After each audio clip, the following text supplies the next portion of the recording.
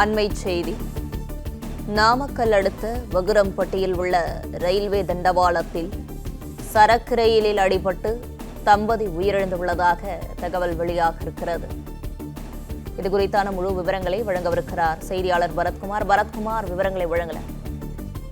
நாமக்கல் அடுத்த வகுரம்பட்டியில் உள்ள ரயில்வே தண்டவாளத்தில் ஆண் பெண் இருவரது உடல் அடிபட்டு கிடப்பதாக நாமக்கல் போலீசாருக்கும் அதே போல சேலம் ரயில்வே போலீசாருக்கும் தகவலானது கிடைக்கப்பட்டது. அதன் அடிப்படையில் அங்கு வந்து போலீசார் அங்கு சோதனை செய்தனர்.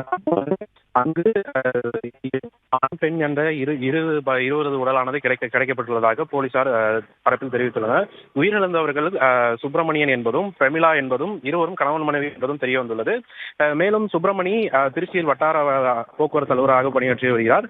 பிரமிளா நாமக்கல் மாவட்டம் ஆண்டாபுரத்தில் உள்ள ஊராட்சி ஒன்றிய துவக்கப்பள்ளியில் ஆசிரியராகவும் பணியாற்றி வருவதும் தெரிய வந்துள்ளது.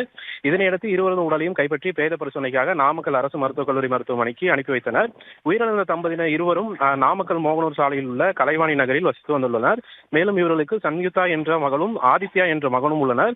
தம்பதியினர் தற்கொலை செய்து கொண்ட வழக்கு தொடர்பாக ரயில்வே பாதுகாப்பு போலீசார் வழக்கு பதிவு செய்த நிலையில் இருவரும் குடும்ப பிரச்சனை காரணமாக தற்கொலை செய்து கொண்டனர் என்பது குறித்தும் விசாரணையானது நடத்தி வருகின்றனர். நாமக்கலில் வட்டார போக்குவரத்து அலுவலர் தனது மனைவியுடன் ரயிலில் அடிபட்டு தற்கொலை செய்து கொண்ட சம்பவம் நாமக்கல் பகுதியில் பெரும் சோகத்தை ஏற்படுத்தியுள்ளது. பிளே ஸ்டோர் மற்றும் ஆப் ஸ்டோரில் இருந்து பாலிமர் செயலியை QR கோடு மூலம் பதிவிறக்கம் செய்யுங்கள். செய்திகளை உடனுக்குடன் பெறுங்கள்.